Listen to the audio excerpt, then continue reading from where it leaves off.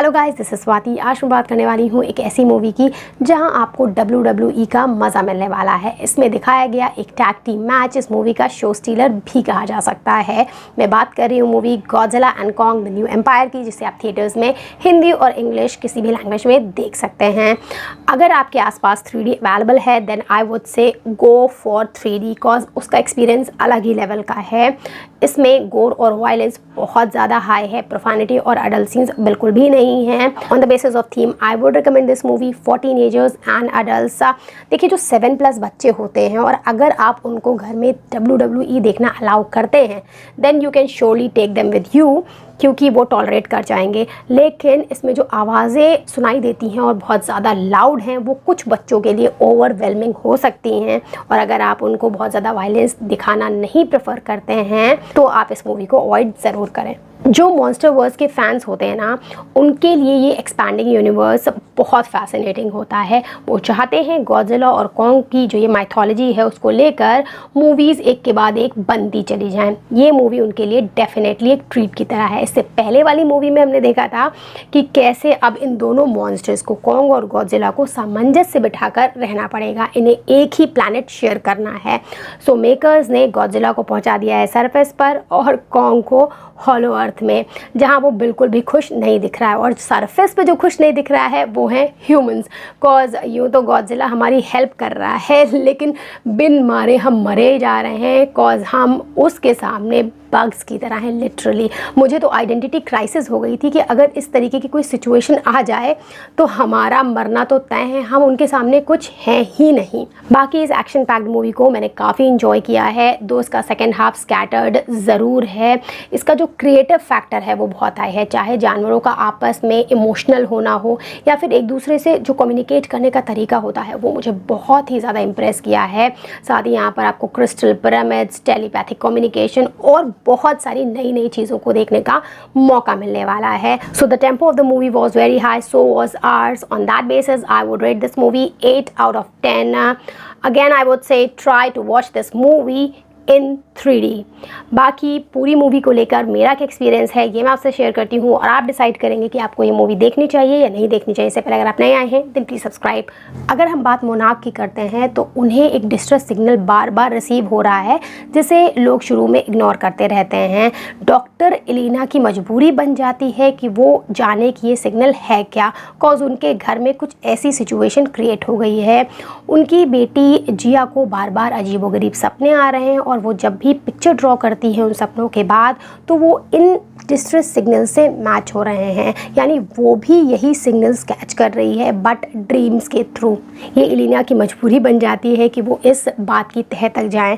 सो इसमें ऐड हो जाते हैं डॉक्टर एलिना, जिया और एक पुराने साथी की तलाश में एलिना जाती हैं जिसने उनकी पहले भी मदद करी है और वो भी इस ग्रुप में ऐड हो जाता है। अब ये पूरा ग्रुप मिलकर जाते हैं अनचार्टेड सब टेरेनियन जगह जहाँ से इन डिस्ट्रेस सिग्नल आने का अंदेशा है। फिर क्या कुछ होता है वही तो आपको इस मूवी में देखने जाना है। यहीं से सारे धमाके शुरू हो जाते हैं। बहुत कुछ नया दिखाने और कहने को है इस मूवी के पास, देखिएगा मज़ा आएगा। चलिए बात करते हैं कुछ पॉजिटिव्स और नेगेटिव्स की। जो मेरे लिए इस मूवी का सबसे बड़ा और पहला पॉजिटिव है वो है mind blowing experience for all you adrenaline junkies out there just like me. गजब का एक्सपीरियंस रहा है। जब आप इस तरीके की एक्शन पैक्ड मूवी देखने जाते हैं तब आपको उस समय कैसा लग रहा है, क्या आप थ्रिलिंग फील कर रहे हैं, जो आप एक्सपेक्टेशन दिमाग में रख कर आए थे क्या उस पर ये खरी मूवी उतर रही है, स्टोरी कैसी है, क्या कमियां हैं, ये तो सब बाद में समझ में आता है। उस समय अगर आपको हाई फील हो रहा है, ऑल दैट मैटर्स, तब आप सही जगह बैठे और सही मूवी देख रहे हैं। मेरे साथ तो मूवी में यही हो रहा था। फर्स्ट हाफ के तो बिल्कुल मुझे पलक भी नहीं झपकाने दे रहा था, दो सेकेंड हाफ स्कैटर्ड ज़रूर था बट टेम्पो मूवी का नहीं लो हुआ था, that was high throughout. सो मैंने मूवी को एंजॉय किया है। जो सेकंड पॉजिटिव मुझे इस मूवी का लगा है वो है इसकी क्रिएटिविटी। बहुत सी नई नई चीज़ें हमें यहाँ देखने को मिलती हैं, चाहे वो एंशंट माइथोलॉजिकल एनिमल्स का कैमियो हो या फिर anti gravity technology by manipulation of mysterious chemicals हो या टेलीपैथिक कम्युनिकेशन थ्रू क्रिस्टल्स हो। बहुत सारी एंशंट जो ह्यूमन की थेरीज़ हैं, कंसेप्ट्स हैं, उनके यहाँ पर हमें दर्शन होते हैं और विजुअल फॉर्म में उन्हें देखना काफ़ी मेस्मराइजिंग लगता है। थर्ड जो चीज़ मुझे इस मूवी की बहुत अच्छी लगी है वो है साउंड इफ़ेक्ट्स, स्पेशली जो कम्युनिकेशन वाला पार्ट है जहाँ पर एनिमल्स या तो बहुत दर्द में हैं या एक दूसरे को कुछ सिग्नल्स दे रहे हैं, अपनी टेरिटरी मार्क कर रहे हैं। वो जो आवाज़ें हैं ना, वो बहुत अच्छे से कैप्चर कर यहाँ पर सीन्स में फिट की गई हैं। मुझे थ्रू आउट यही चीज़ बहुत इम्प्रेस कर रही थी। आप जब ये मूवी देख रहे होंगे तब आपको पता चलेगा कि उन आवाज़ों का क्या इम्पोर्टेंस है, वो कितनी ज़्यादा इम्पैक्टफुल रही हैं इस मूवी के लिए। जो फोर्थ पॉजिटिव मुझे इस मूवी का लगा है वो है एक्शन। गजब का एक्शन दिखाया गया है। ऐसा लगता है कि हम WWE का कोई टैग टीम मैच देख रहे हैं, जहां पर जो टीम के दो बंदे हैं उनकी आपस में तो नहीं पड़ती और सामने खड़े हैं दिग्गज ओपोनेंट्स।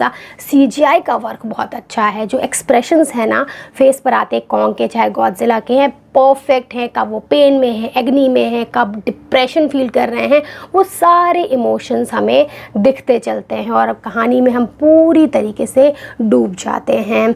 यहाँ पर जो विलन है जिसको मैं रिवील नहीं करने वाली हूँ, उसको मुझे लगता है फुली यूटिलाइज नहीं किया गया है, लेकिन अंडर यूटिलाइज होने के बाद भी वो एक पावरफुल इम्पैक्ट बना कर जाता है।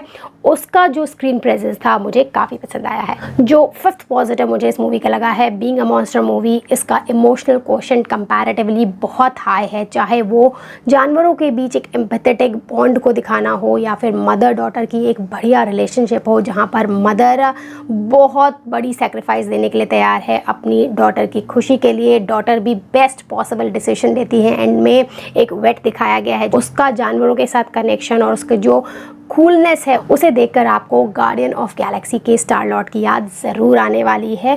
तो इन सारी चीज़ों को मिलाकर इस मूवी को बहुत ही अच्छा बनाने की कोशिश की गई है, जहां पर इमोशन को भी उतनी ही तवज्जो दी गई है जितनी एक्शन को।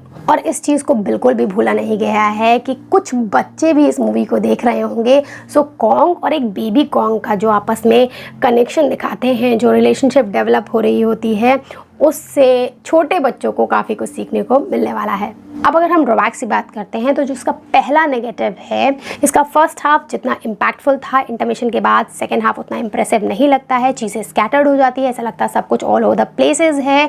जो स्क्रीन प्ले है वो लूज़ हो जाता है, वो अपनी कोहेरेंस नहीं बनाए रखता है एंड तक का। सेकेंड नेगेटिव, जितने पॉम्प एंड शो से इस मूवी ने अपना विलन क्रिएट किया था, उसकी एंडिंग उतनी ग्रैंडियर तरीके से नहीं कर पाए हैं।